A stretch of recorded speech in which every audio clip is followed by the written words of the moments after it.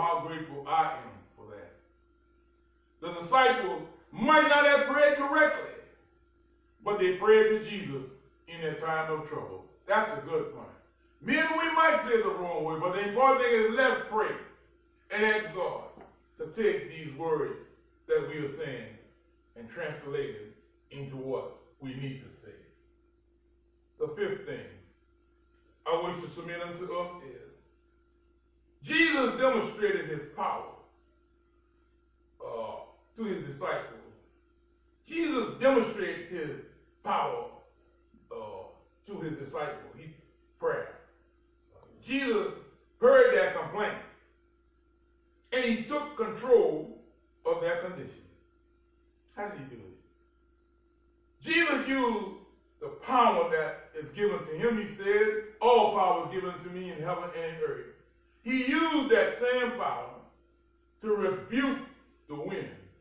And he used his power and said to the sea, peace, be still. Jesus not only had power over demons and people and elements, he also had power over nature, over the element. He created the earth and the world, so he certainly could rule it. Let's not encourage Jesus to rebuke us because we have a lack of faith in his power to cure this coronavirus pandemic. Lord, I believe that you already have a set time and you are going to do it in your own time. And I'm believing that you're going to control this thing and eradicate this thing, and some men will be drawn to you, women, boys, and girls also. Some will still harden their heart. But nevertheless, we know that you have the power to control this coronavirus pandemic. As disciples of Jesus Christ,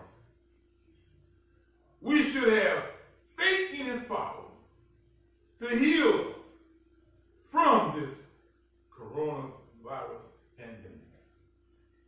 We should not be exhibiting the spirit of fear. The sixth and the final thing that I wish to submit unto us is the disciple of Jesus Christ prevailed. Now let's go back over all we said. First, they had a problem. They had a problem because Jesus told them to go over the sea. The second thing is that not only did they have a problem, but Jesus was at peace. And he was at peace in the midst of their predicament. Not only did they have a problem, Jesus had peace, but the third thing that happened was the disciples panicked. They panicked because they didn't have the faith. They were feared. The fourth thing was the disciples prayed. Thank God that some of us who at first panicked come to our spiritual self and realize that we can go to God in prayer. They prayed.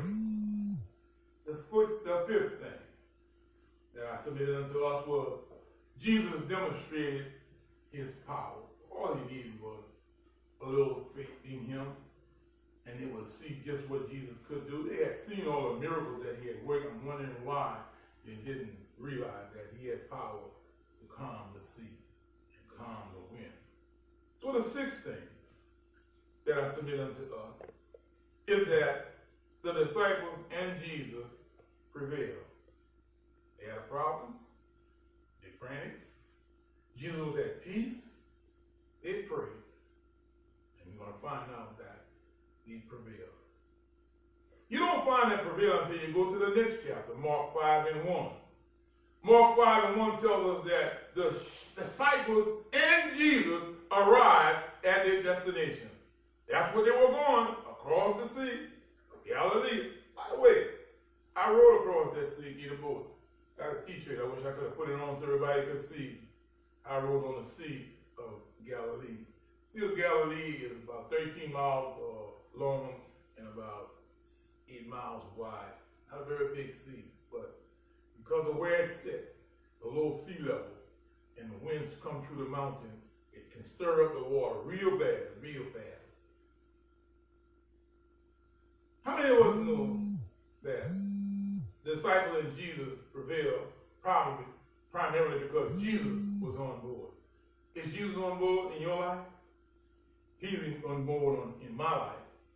We will also prevail over this coronavirus pandemic if we keep our eyes on Jesus and ask him to remove all fear and increase our faith. Why? Because it's back to our subject. The disciples of Jesus Christ should not exhibit the spirit of fear. Somebody in the house, somebody in the group, somebody in the church should have enough faith to trust Jesus in spite of what we're going through, in spite of people dying on all sides of us, in the family, in the community. We had so many that died on my street, not just on my street where we live. It's unbelievable, but I'm still trusting and praising God. When I first started this message, I had a title that we will not depart this life until our work here on earth is completed. As a disciple, we will not depart this life until our work here on earth is completed. So no matter what comes, what virus, what pandemic comes, we don't have to worry because our faith and trust is in Jesus Christ, and we're not going anywhere until he said time is up. What's the conclusion to the whole matter? Jesus undoubtedly knew that the storm was coming. Why? Because he's omniscient. But somebody would ask, if Jesus knew that the storm was coming, why wasn't he telling us, let's go on the ship and go to the other side? That's a good question.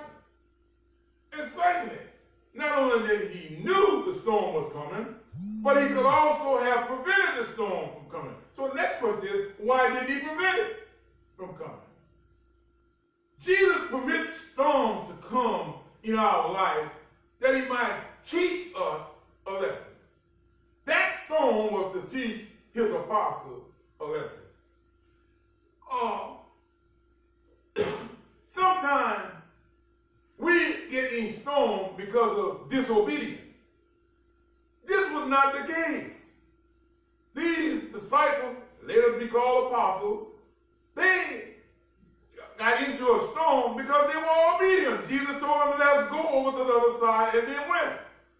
Sometimes we will go through a storm because we are obedient to Christ. Now, he said, I'm going to build my church against him, hell will not prevail against it, but he didn't say it wasn't going to rise. So sometimes it's going to rise up against us. Jesus' main purpose in this whole situation, he wanted his disciples to learn to trust him in all situations. Can't you see it now?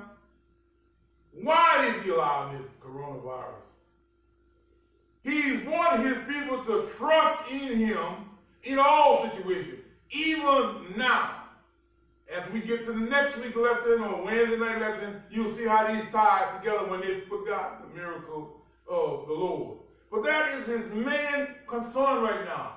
People, will you trust me? Will you trust me? What's the appeal to this? The appeal is when a storm comes into our lives, let's ask God to increase our faith so we can honor him and trust him to bring us through the storm. That was an old axiom that was told us when we were young. It goes like this.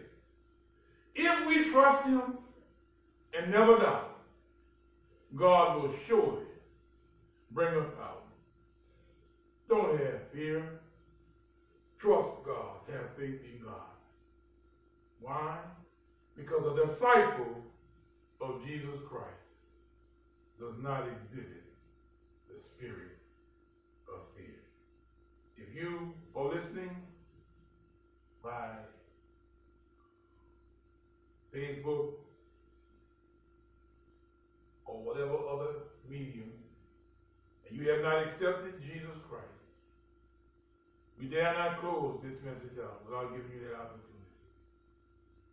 We're not inviting you necessarily to Plymouth Rock. We would be grateful if you would come. We're inviting you to Jesus Christ. He is the one who can save you.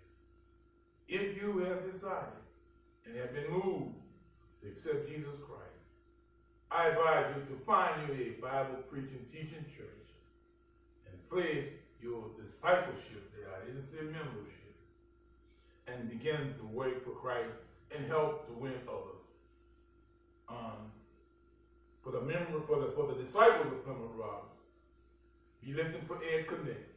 We'll be coming out with some more information on Wednesday night, Sunday service, and communion service.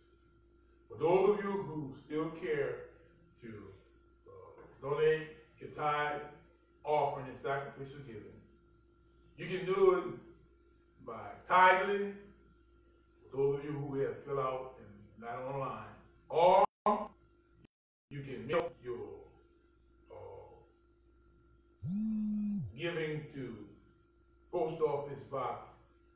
Well, put the Greater New Plymouth Rock. Greater New Plymouth Rock Baptist Church. Post Office Draw 502, Reserve, Louisiana 70084. If you use the envelope, put on the envelope on the bottom where you desire your gift to be placed. We certainly will accommodate you. Until next time, be blessed in the Lord and adhere to all the rules, the guidelines to help us to prevent the expanding of the coronavirus epidemic. God bless you.